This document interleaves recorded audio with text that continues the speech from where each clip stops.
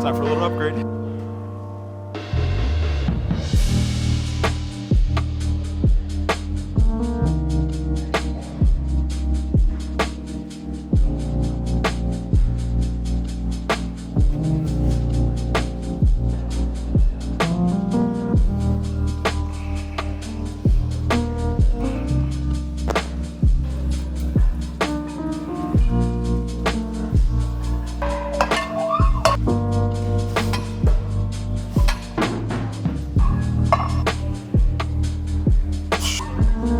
Quite some time I've been squatting with these busted looking things. Honestly, nothing wrong with whatever shoes you use as long as they're flat, which these are, but I figure it's time to make a little change. So I have some shoes here. We got some Adidas, and we have from Nordic Lifting some of these guys, some weightlifting shoes. So we're gonna try these out today.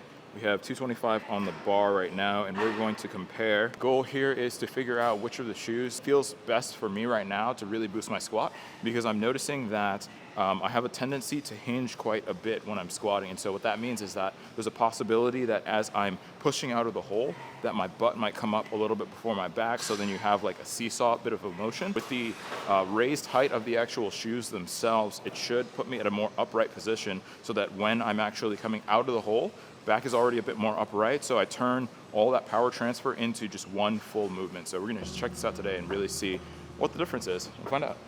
First, 225 with old shoes that I'm currently wearing.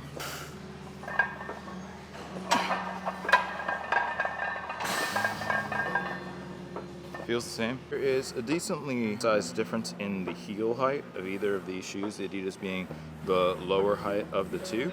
So plan is to go order of increasing height. So current shoes are flat.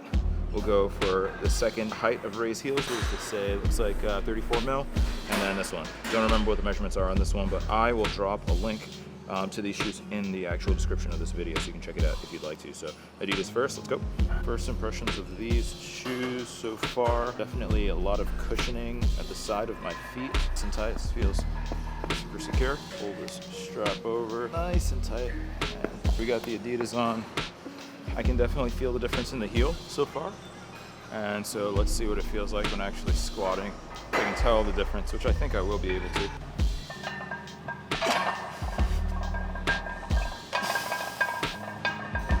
All right, so that was pretty interesting. That was my first time ever wearing squat shoes, so I wasn't really sure what to expect. Felt super secure. I could feel the heel, and I definitely was pressing predominantly off of the heel. And so I think what's going to be the big difference is seeing how it feels with respect to this height of the heel versus the Nordic weightlifting shoe heel, which is a bit taller. So we'll see how that height makes a difference. I definitely felt good with uprightness that I did have. Haven't looked at the footages yet, but I could feel that I wasn't hinging over too much, and I did not feel my butt pushing out like I thought I would, so that's good. These might have like a higher, yeah, these sit higher. Definitely get more support around your ankle, which is interesting. Okay, this definitely does have a different feel to it. Let's feel a little bit more spacious. I feel a significant difference in the heel height.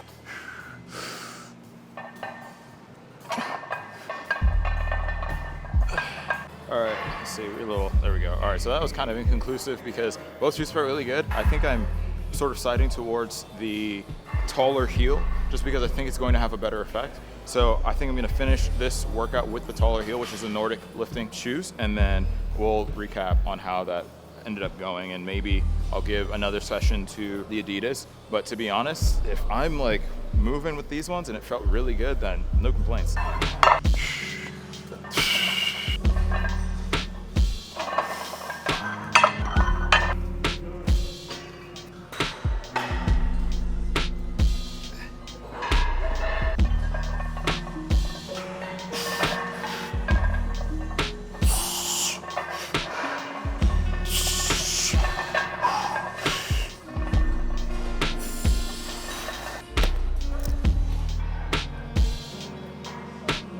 Taking a look at the footage right now. The goal, as I was mentioning, was to stay more upright. We can transfer a little bit, definitely a little bit less hip movement before the upper body. It was a little slow on that last rep, which is okay. After the first set, a couple conclusions to take away from that is So far the shoes do definitely feel good, and I can feel the difference. It looks like it is keeping me a little bit more upright, which is what I wanted. I have a little bit less hip movement at the beginning of like coming out of the hole, which means that I'm transferring more of that to the entire body actually going up, which is exactly what we wanted, so that's good stuff.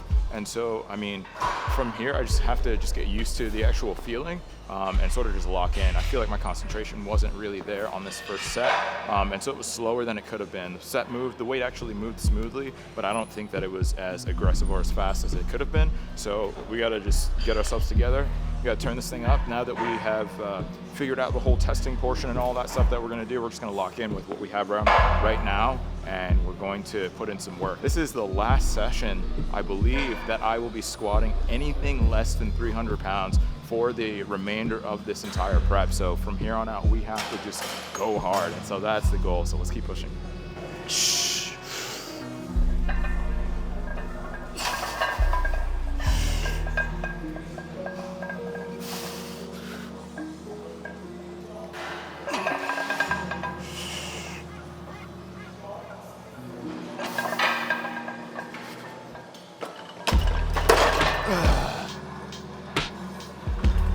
I just kind of recognize I'm going to have to get used to the new feel of these shoes and the way that I am transferring power through my legs right now and through my heels. And so like that's just something that is just, that's inevitable, right? And so regardless of how it goes right now, there's probably going to be a period over maybe like 1 or 2 weeks for now in which squats are going to feel like a little bit awkward, and then it's going to start to really pick up from there. But all things considered, pretty happy with the speed. We're looking good in that regard, and strength feels good. I was kind of working out form and the way that I needed to sort of shift my my back or hinge at the hips when I was on the way up from the squat, in order to make sure that like I wasn't shooting my hips up first. And so just kind of working on that, and I think like in the fourth or fourth rep of that last set, I sort of got it dialed in and it felt good. And so from here, we're honestly just working.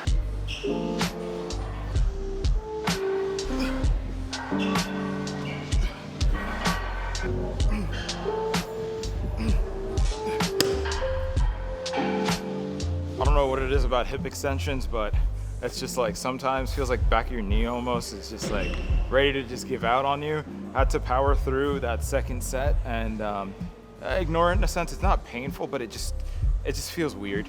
But best believe hamstring pump is good. We're getting a little bit of back work in just so we can just be solid. This is all accessory work for squats, so that's really all it is. It's almost 2 o'clock and I haven't had breakfast yet. We haven't had a meal as yet. We need to finish up this workout so I can just get out of here. Jeez.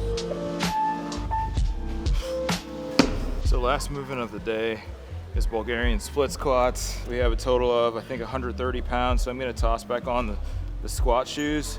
We'll see if it makes a difference. I'm curious to know if it's worth having on for this movement or not.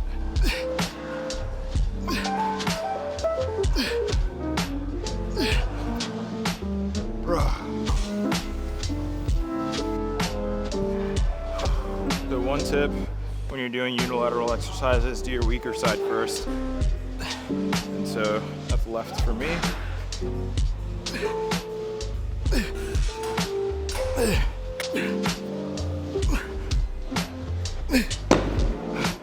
Hey man, we can conquer this. We can conquer anything. All right, so that's a wrap on this workout. I think in order to prevent myself from catching a cramp in my back or something on my way back because of the fatigue, I am going to backpedal on the treadmill for a little bit. Backpedaling is probably one of the most underrated movements that you can do to really help out your legs, and I believe lower back, upper back as well. The idea behind it is we spend so much time as humans in forward motion that backpedaling forces on sort of like a different motion to the body, in which it has to, I guess, sort of make some corrections in the way that you're moving. And so because of the fact that it's like, call it a foreign movement, it's not common to do unless you play sports. So football, for example, tennis, and like some other sports like that, backpedaling is pretty common. But for normal people, they don't backpedal much at all, if not ever. And so it really helps out, definitely sorts out a bunch of issues that you may have, especially in the knees from what I've heard. So we're gonna backpedal for a little bit, and then hopefully we will be in good enough shape to hop on the road and get home and make it home without catching any cramps. But that's about a wrap on this video. This is week 5 right now of the competition split. We got some exciting stuff going down next weekend, which you will see probably in the next video, I believe. Building up some momentum. We've been making a ton of progress. There are a couple little details and things that I'm working out with my lifts just to really kind of just dial in everything that we are currently working on. But at the end of the day, hard work just does not fail. Consistency is truly what's going to be able to get us from where we are right now to where we want to be in order to be able to win this competition. People are putting in work as well, and at the end of the day, I think my goal just has to be, I just need to do more and more and make sure that I don't get outworked by anyone. And if I can do that, then I know I've done everything that I can, and the results are going to speak for themselves. So definitely very excited to see what's going to go down with squats in the next couple weeks now that we're switching over to actual lifting shoes. We haven't added any equipment as yet, so I'm not using a belt as yet, not using knee sleeves. So there's still like a massive opportunity for some growth, which is going to be super interesting to see how things go up from there. So yeah, we're doing well at this point. Body is healthy, which is great. Hydrating a little bit more. Probably need to look into the diet. Maybe I need to eat a little bit more. I'm not really sure. I haven't been super strict with that. We did just come back from the Ohio trip, so everything's kind of all over the place. This week in itself has just been an absolute mess, but it is what it is. At the end of the day, we will make adjustments and we're gonna get it done because there's no other choice, man. If I don't succeed, the only person that I can blame is myself. So I'm gonna put it on myself. I'm gonna have some accountability, and that's really it. So appreciate you if you've made it this far in the video. I want you to know that you gotta stay consistent if you're looking to achieve whatever goals that you want. And so at the end of the day, if you can't stay consistent, don't expect to get the results that you didn't put in for. So hey, yeah, thanks for watching. If you want to support me, use my link in the description to Prozis and link 10 as a discount code so that you can save some money on your order. Prozis has a ton of great stuff. I've been using their protein powder, which is really good. Just got their collagen. I got some creatine from them. They have some great snacks. The shirts are cool and all of that stuff. And so definitely very excited about all of that and everything going down on their end. So don't forget to like, comment, share, subscribe, and all that good stuff. At the end of the day, I'm really trying to bring my cinematic style to street lifting and just create some content within this, I guess, genre that hasn't been created before, kind of make my own unique little niche. And so hopefully you all are enjoying the videos that I've been putting out. I'm trying to put a little bit more and more work into each and every one of them. It's definitely a difficult process. At the end of the day, we are training to compete and to win a national championship. We're gonna keep at it though, because I think at the end of the day, to be able to get the results that other people are not getting, you have to do the things that they're not doing. And so we're just gonna keep working. So thank you for watching. I guess that's really it. Don't forget to dare to be great, and I'll see you in the next video.